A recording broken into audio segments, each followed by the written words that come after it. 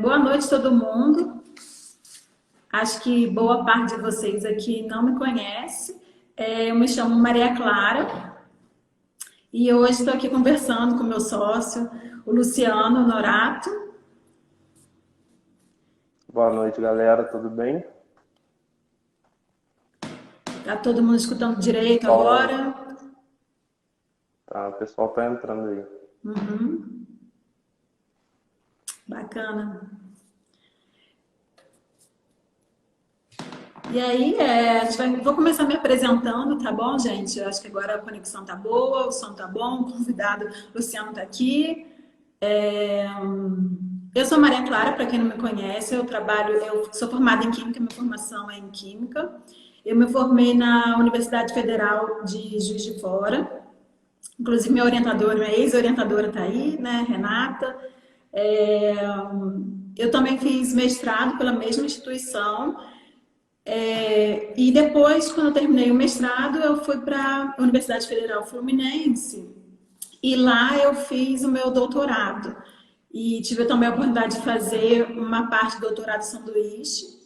Eu fiz na Suíça, na Universidade de Berna. Quando eu retornei, eu defendi. E tive também a oportunidade de logo emendar no pós-doc, também pela Universidade Federal Fluminense. E o pós-doc, só que eu, em vez do departamento de Química, né, eu mudei, fui para o departamento de Física. E foi uma experiência muito boa, né? Eu tive a oportunidade de gerenciar o laboratório de fração de raio-x. Fiquei lá por 2 anos. Também fui professora substituta na Universidade Federal Fluminense, aí no departamento de Química. E depois eu migrei, né? Quando terminou esse período de pós-doc, eu passei no concurso da Universidade Federal Rural, que é a universidade que eu estou até o momento. E sou professora no departamento de Química. Legal. Deixa eu me apresentar também, né? Porque estou vendo que tem algumas pessoas que conhecem, outras não. Mas como a gente abriu uma empresa, né? Tá entrando no mercado, é bom a gente mostrar a nossa cara, né? Então, eu sou Luciano Norato, sou formado em Química também, assim como a Maria Clara, né? Também pela Federal de Juiz de Fora. Depois eu fiz mestrado também nessa instituição, né, me aprofundando em difração de raio-x, né. A gente trabalhava com material policristalino. Depois do mestrado, eu continuei na UFJF, fiz um doutorado com uma parceria com o Centro de Pesquisa da Petrobras, no Rio de Janeiro, onde eu pude ficar por 2 anos, né. Um doutorado na área de catálise química, mas o nosso foco sempre foi caracterização de materiais sólidos, né. Tendo como principal técnica, principal ferramenta, a difração de raio-x, como eu já disse. Depois desse doutorado UFJF/Centro, eu fui para o Inmetro, onde eu pude ficar 2 anos no laboratório de difração de raio-x, né, onde eu pude me aprofundar mais em relação à técnica, trabalhar com diversos materiais, seja catalisadores ou material usado na área medicinal, etc. E pude aprofundar um pouco também na área de gestão da qualidade. E depois do Inmetro, eu fui para o INT, Instituto Nacional de Tecnologia do Rio, onde eu fiquei durante os últimos 5 anos, né? Eu saí de lá em fevereiro agora. Também trabalhando na área de catálise, mas sempre voltado para a área de caracterização de sólidos. Então, tá um pouco do meu histórico aí, né? A minha história é meio parecida com a da Maria Clara, né? A gente tem um envolvimento em relação à caracterização de materiais, né? A gente sempre gostou dessa área, tivemos orientadores em comum, né, durante graduação e mestrado, e resolvemos então abrir essa empresa, né, a Crystal Solutions, com a intenção de colaborar numa área que a gente via que tinha certas deficiências, né, na área farmacêutica. Então, a ideia da nossa empresa é fazer caracterização química de materiais, né, utilizando diversas técnicas de caracterização de estado sólido. E nessa live de hoje a gente começa a mostrar um pouco da nossa história e um pouco do que a gente pode colaborar nessa área, né, claro. Exatamente. É, Como o Luciano falou, né, a gente a empresa ela está voltada para essa parte de caracterização de sólidos e, em específico, para a indústria farmacêutica. Então, nós pretendemos caracterizar insumo, recipiente. Essa é a nossa proposta, né? Produto de degradação. Essa é a nossa proposta aqui. E aí, analisando, né, o que tem sido importante para o aspecto de caracterização, nós selecionamos para essa live falar sobre polimorfismo, que é um tópico que ainda é pouco conhecido pelo pessoal da indústria farmacêutica, né? Mas de grande relevância, uma importância muito grande. A gente vai até trazer aqui no estudo de caso que nós vamos apresentar hoje, para vocês compreenderem um pouco dessa importância com relação ao polimorfismo. Para muitos aqui, talvez, esse nome seja diferente, né? Nunca ouviu falar de polimorfismo, não sabe que fenômeno que é esse. Mas antes de a gente começar, entrando mesmo no estudo de caso, né, eu gostaria primeiro, né, que vocês refletissem um pouco por que vocês estão aqui. Eu acho interessante. Por que vocês chegaram até aqui, o que vocês querem obter após essa live, e também para quem que é essa live, tá? Eu gosto muito de poupar meu tempo e poupar o tempo dos outros, então, assim, para quem que é esta live? Essa live é para quem trabalha na indústria farmacêutica, para químicos, físicos também, farmacêuticos, mas para quem já tem algum conhecimento sobre sólidos moleculares. Quem não tem conhecimento algum a respeito de sólidos moleculares vai ficar um pouco perdido, tá? Pode até ficar na live, mas assim, vai ficar um pouco perdido e talvez fique um pouco assustado até, né, de alguns temas. A gente trouxe de uma forma bem didática, o estudo de caso a gente esmiuçou bem, trouxe uma linguagem bem simples para todo mundo poder compreender, mas mesmo assim a gente sabe, né, que às vezes a pessoa escuta um termo pela primeira vez, ela pode ficar um pouco assustada, achando, o que é isso? Não estou entendendo nada. Então, essa live é para quem já tem um pouco de conhecimento a respeito de medicamentos sólidos. E para quem não né? É para quem não tem esse conhecimento, para quem não tem interesse de aprender também, para quem não trabalha na indústria farmacêutica. Então, mais ou menos direcionar para quem que é e para vocês pensarem, olha, o que eu conheço sobre o polimorfismo até o momento e aonde que eu quero chegar. E essa é uma das primeiras lives, né, que nós estamos fazendo, nossa primeira live. Hoje, né, hoje, amanhã e depois nós vamos ter outras lives. Então, hoje nós vamos abordar polimorfismo.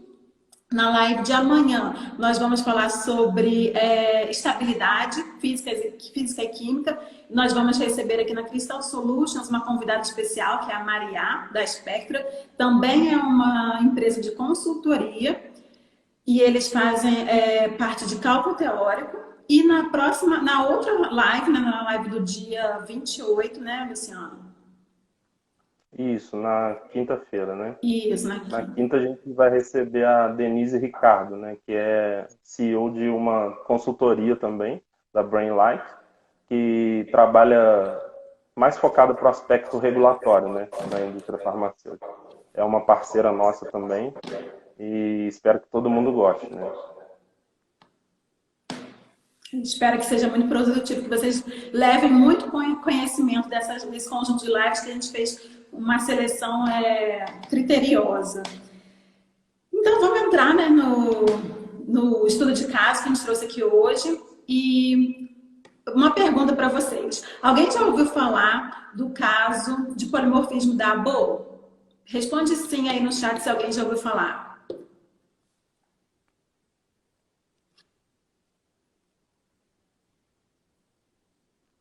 Acho que ninguém, não.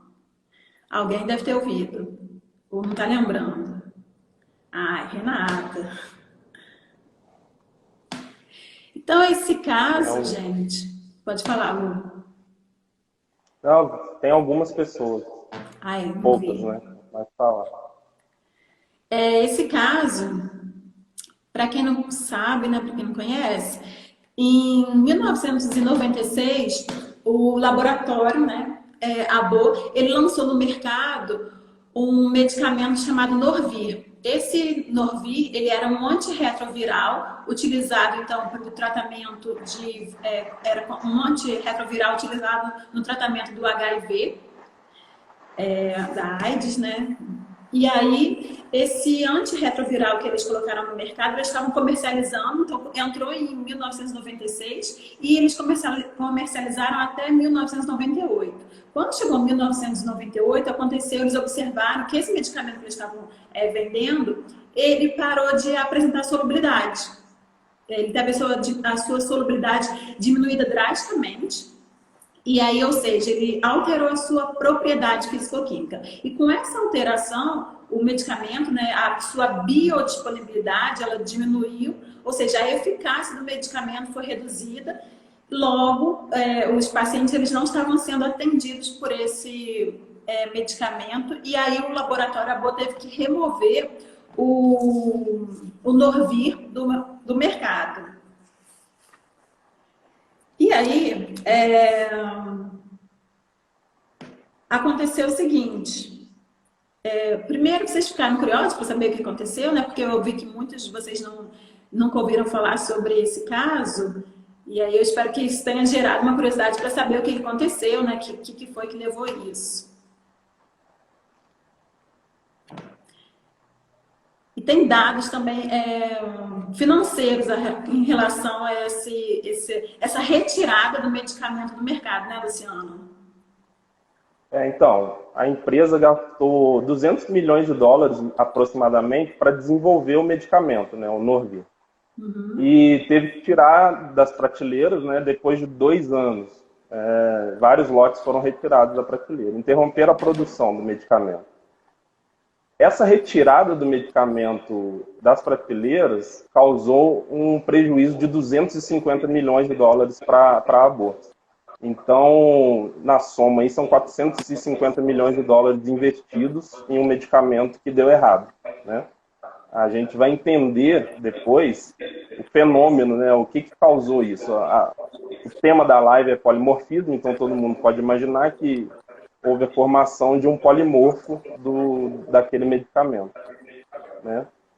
E a gente vai seguir falando mais um pouquinho sobre esse caso aí, depois tentar esmiuçar, explicar melhor o que pode ter acontecido, né? Isso. E aí, como o Luciano falou, foi uma perda, né, de 250 milhões, né, só para remover, né? Sem contar, né, a imagem da empresa, né? Porque a imagem acaba sendo afetada. A empresa ela teve que vir dando uma declaração pública falando que ela ia ter que remover o que estava acontecendo com um fenômeno, né, que poderia ter sido evitado com estudos prévios. Esse que é o ponto-chave, né, gente? Porque poderia ter sido evitado. Sim, sim. E o principal prejuízo é para os pacientes, né? Para quem precisava do medicamento para tratar uma doença crônica, né? Uma doença que não tem cura até hoje, né? É para tratar AIDS. Então, imagina o prejuízo psicológico dessas pessoas também, né? Que achavam que teria uma salvação naquele momento e foi tudo interrompido, né? Exatamente.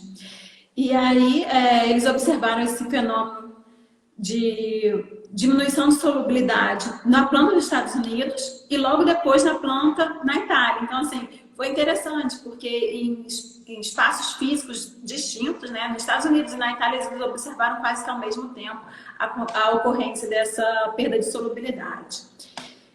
E é natural, né, que quando a gente observa alguma coisa, a gente tem que explicar o porquê, né? Metodologia científica é isso, né? A gente observa e se pergunta por quê, cria hipóteses e tenta comprovar as hipóteses, né? E aí, nesse caso, eles tentaram, criaram a hipótese de que o problema da diminuição da solubilidade seria justamente um produto, né, de degradação. Eles acreditavam que a forma química não estava sendo mantida intacta, né? Ela estava se alterando, e essa forma química, por se alterar, estava levando, né, à formação de um produto de degradação. E aí, com essa formação do produto de degradação, com essa hipótese, né, eles começaram a investigar e avaliar, e eles concluíram que não era isso, não era um produto de degradação. Né, Luciano?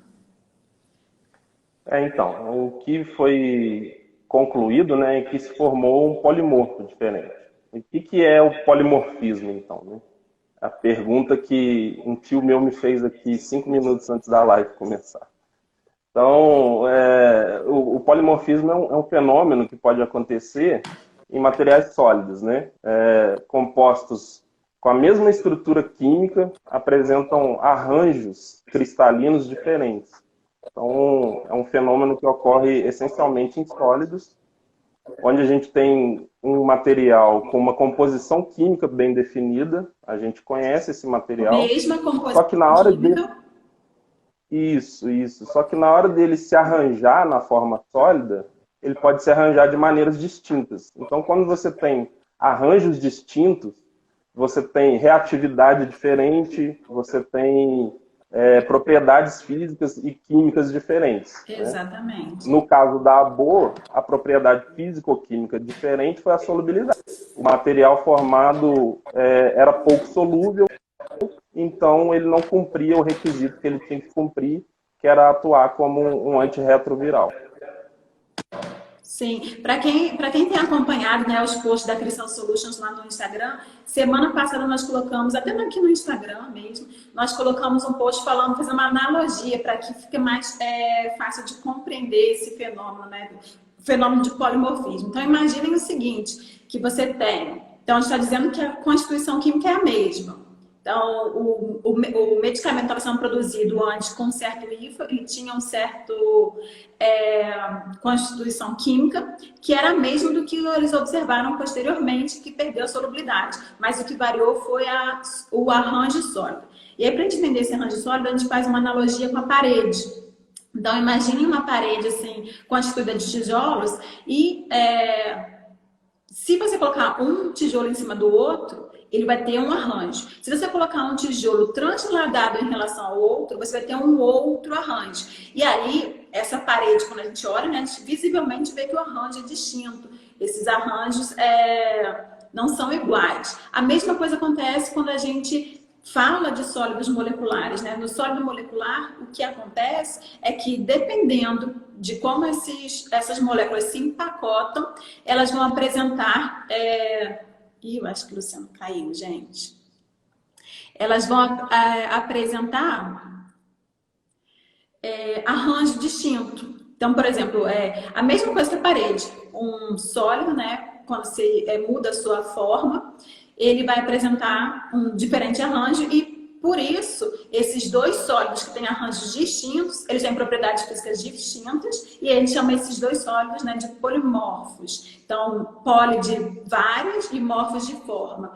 E foi exatamente isso que aconteceu no laboratório ABO. Acho que você não está tendo algum problema com conexão. Você está me escutando, Grande? Luciano? Acho que está com algum problema, mas eu vou continuar falando aqui. E aí, por conta disso, os órgãos regulatórios, né, eles precisam, vou chamar ele mais uma vez, eles precisam que a indústria farmacêutica, a indústria farmacêutica, né, principalmente os produtores de IFA, eles entreguem exatamente a forma sólida que eles estão, que é a forma sólida ativa, né? Então, nós temos, por exemplo, um caso do mebendazol. Não sei se vocês já ouviram falar no mebendazol, né, Luciano? Foi mal aí, minha conexão caiu. Cidade pequena, chove, já era. Mas, seguindo aí, o mebendazol é um remédio que todo mundo já deve ter usado, né? Funciona como antihelmíntico, na verdade. É um remédio para verme, vulgarmente falando. O mebendazol tem 3 formas polimórficas diferentes. Formas chamadas de A, B e C, né? Só a forma C é ativa. Só ela funciona, só ela vai tratar da patologia, né? Enquanto a forma A é pouco solúvel, né? Assim como no caso lá da Norvir. E a forma B é uma forma tóxica, né? Se você tomar o mebendazol forma B, você pode ter algumas reações adversas, né? Sim, então é importante conhecer qual a estrutura polimórfica, qual a forma polimórfica, para a gente não cair nesse problema, né? De administrar um medicamento que não vai ter a atuação que você espera, e além de não ter a atuação que você espera, ele pode causar sérios problemas, né, à sua saúde. Exatamente. E são os casos extremos, tá? Podemos ter casos em que, por exemplo, dois fabricantes, né, produzem polimorfos distintos, e por eles serem distintos, eles podem comercializar. E aí, nesse caso, por exemplo, imagine que você tome 10 miligramas de um desse medicamento e ele está na forma A. E aí ele vai ser totalmente absorvido, os 10 miligramas. E outro que esteja na outra forma B, se você tomar 10 miligramas, pode ser que o seu organismo absorva somente 5 miligramas, porque ele está numa forma distinta. Então, e essa alteração causa diferença na propriedade, né, na propriedade físico-química, na solubilidade, na biodisponibilidade, e por isso é tão importante que os órgãos regulatórios, eles exijam que os fabricantes de medicamentos tenham certeza de qual é a forma polimórfica que eles estão colocando no mercado. Porque pode ser que ele seja pouco absorvido, mas como o mebendazol, ele pode ser tóxico. Pode ter casos extremos que ele pode ser até tóxico. Então tem que ter garantias de qual é a forma que está colocando no mercado, se tem estabilidade, né? Que não era o caso do Norvir. O Norvir não tinha estabilidade, né? E aí, por exemplo, a Anvisa, na RDC 166, ela fala sobre a técnica de caracterização para a gente analisar esse sólido e ter garantias do sólido que está sendo colocado no mercado. O FDA, que é o órgão de controle americano, né, Luciano?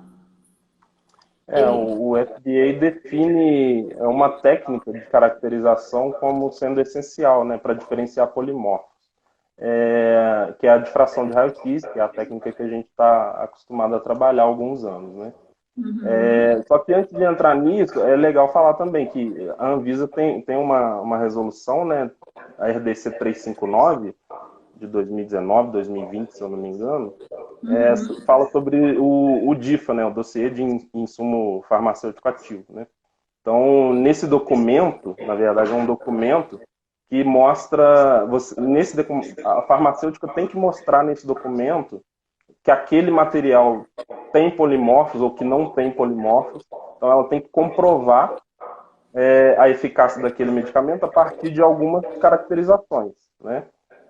E difração de raio-x é uma delas, mas existem outras técnicas, né? A técnica definida pelo FDA como uma técnica necessária para diferenciar polimorfos é a difração de raio-x.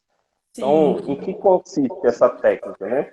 É uma técnica para caracterizar sólido. O que você faz? Você tem uma amostra sólida, um material policristalino, né? Um pó ou um monocristal, no caso ideal, né? Mas o que é feito? Você, com o equipamento, né, ligado a computadores, etc., você incide raio-x sobre aquele material policristalino. Por ser policristalino, esse material tem um arranjo definido. Então, esse material contém moléculas, e essas moléculas contêm átomos, e os átomos contêm elétrons. O que acontece? Os elétrons difratam aquele raio-x incidente em certas direções, né? Essas direções são relacionadas à estrutura do material em si, à composição química do O material. arranjo sólido. Isso. No fim das contas, o que a gente vai observar? É o que a gente chama de padrão de difração. É um gráfico que tem informações de intensidade da radiação que você incidiu, a intensidade da radiação que foi espalhada, em função do ângulo de espalhamento, e esse ângulo de espalhamento é característico de cada arranjo, né? Então, polimorfos diferentes, essencialmente, têm arranjos diferentes. Então, eles essencialmente vão ter padrões de difração diferentes. Então, o gráfico que você vai observar para o polimorfo A é diferente do gráfico que você vai observar para o polimorfo B. Então, assim, a gente consegue distinguir esses materiais. Por conta do arranjo, né? E tem outras, como o Luciano falou, né? Tem outras técnicas, o pessoal está utilizando bastante atualmente também. Ressonância magnética nuclear, utilizando para sólido. E só que tem uma coisa interessante, né? quando a gente faz essa caracterização por difração de raio-x, antes de você fazer essa caracterização, você já tem que ter certeza sobre a constituição química, tá? Porque você tem que ter certeza que são os mesmos, a mesma constituição química para dizer que eles são polimorfos. Porque talvez, para garantir, né, que eles sejam polimorfos, eles têm que ter a mesma constituição química. E aí essa parte, né, de regulatório, eu acho que mostra bastante, né? O exemplo que a gente trouxe mostra bastante a importância. E aí eu imagino que agora, né, já que não foi por estabilidade, foi por polimorfismo, que aconteceu esse caso que eles observaram lá no laboratório ABO, então foi fenômeno de polimorfismo que eles observaram, e aí teve uma diminuição da solubilidade do medicamento. E o que aconteceu foi que o sólido, né, quando você faz a síntese de um composto que ele vai solidificar, né, vai ser obtido na forma sólida, geralmente o que a gente obtém inicialmente é o produto cinético. Então, sempre é o produto cinético. Geralmente não, sempre é o produto cinético. Só que esse produto cinético, ele pode ser um produto termodinâmico ou não. E aí, com termodinâmico, a gente diz, né, que ele pode ser a forma mais estável para aquelas condições de temperatura e pressão, ou não. E foi exatamente o que aconteceu lá com o laboratório ABO. Eles obtiveram um produto cinético, mas esse produto cinético não era o produto termodinâmico. E aí, depois de um certo período, né, um certo tempo, esse produto termodinâmico foi obtido, só que para o caso do Norvir, ele tinha uma solubilidade mais baixa do que o obtido, o produto cinético. Acho que... Então, o que a gente tira de conclusão, né, dessa história? A ABO tinha um produto que era um produto cinético, ou seja, é o primeiro produto formado depois da reação, né, o primeiro produto formado, e ela não estudou esse material a fundo. Né? Se tivesse sido feitos estudos prévios, né, de degradação, estudos de prevenção de estabilidade, coisas do gênero, ela ia saber que existia um produto termodinâmico, né, que é menor energia livre de Gibbs, né, termodinamicamente mais favorável do que o que ela estava comercializando, e ia procurar soluções para tentar resolver esse problema. Né? Sim. Então foi um prejuízo absurdo por falta de estudo, na verdade. Sim, inclusive, né, essa parte de predição de estabilidade está sendo bem desenvolvida. De tempos em tempos, a União Internacional de Cristalografia, que é a UCR, ela realiza esse que eles chamam de blind tests. Esse blind test é justamente, eles pegam uma substância química, eles distribuem para todos os laboratórios, né, de cientistas aí pelo mundo, e eles fazem cálculos teóricos para ver qual que é a estabilidade desse medicamento, qual que é a forma sólida mais estável para essa estrutura química. E aí, depois que todo mundo, né, faz lá com seus cálculos teóricos as predições, eles mandam a resposta para a UCA, e aí a UCA vai analisar e ver quem que é o ganhador, né? É bem interessante essa competição, bem legal e de grande importância, né? Porque se você já coloca o medicamento, né, no mercado, sabendo qual que é a forma sólida mais estável, termodinamicamente mais estável, você vai garantir que depois você não vai ter um problema de transição de fase, que seria de uma forma sólida se transformando em outra forma sólida. E aí alterando as propriedades físico-químicas, como a gente mostrou aqui.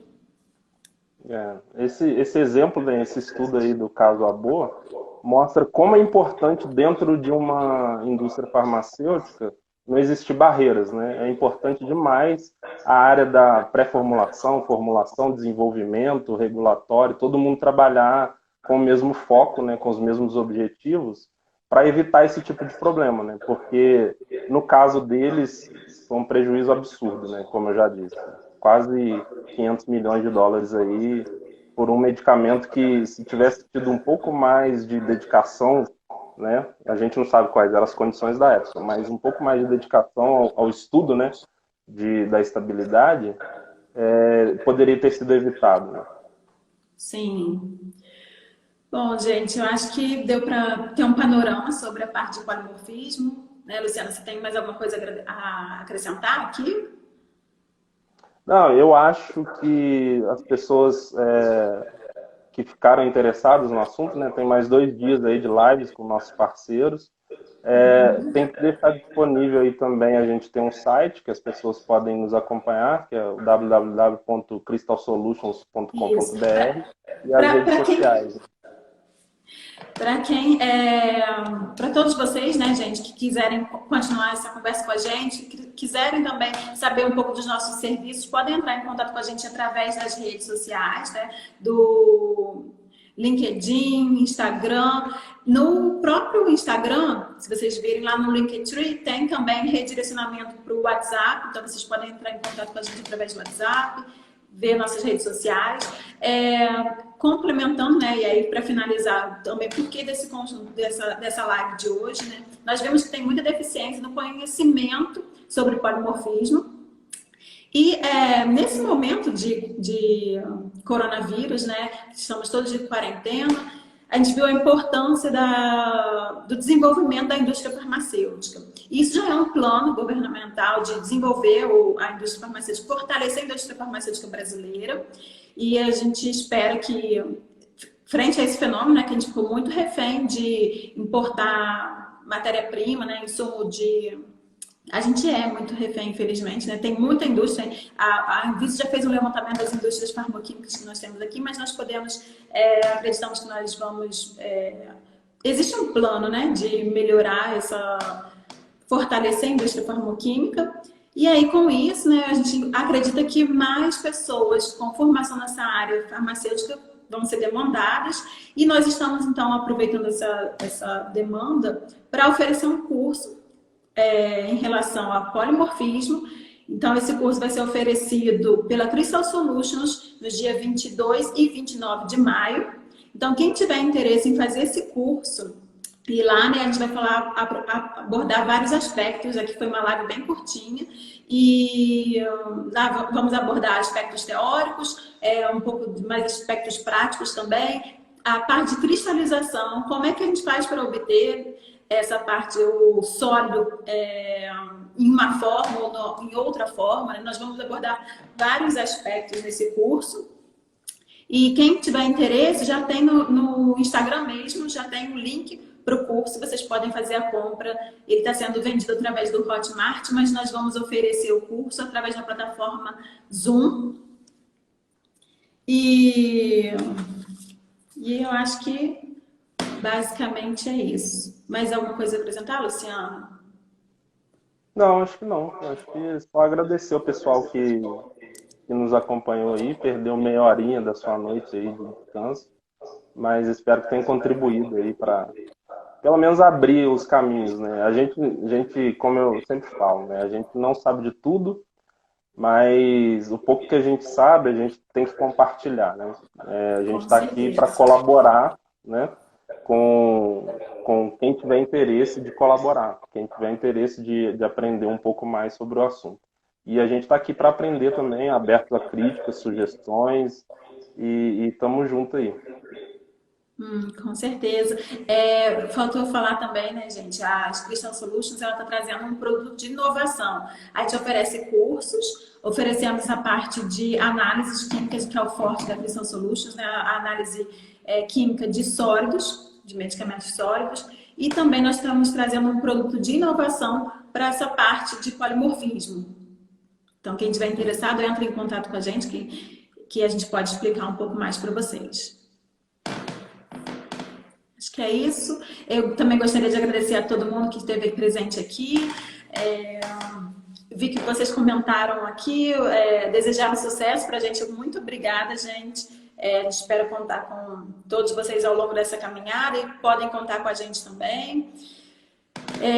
Amanhã, então, como eu falei, nós vamos ter mais uma live com a Maria da Spectre. E nós vamos falar sobre estabilidade química e física. Na quinta-feira, nós vamos falar com a Denise Ricardo, da Brainline, né, como a Luciana já havia falado, e aí vão ser a parte de técnicas de caracterização. Então, espero que vocês tenham aproveitado, absorvido bastante conteúdo aqui na live de hoje. Beleza, então. Bye, bye, pessoal. Tchau, gente. Boa noite para todos. Tchau, tchau, Clarinha. Tchau, Luciano.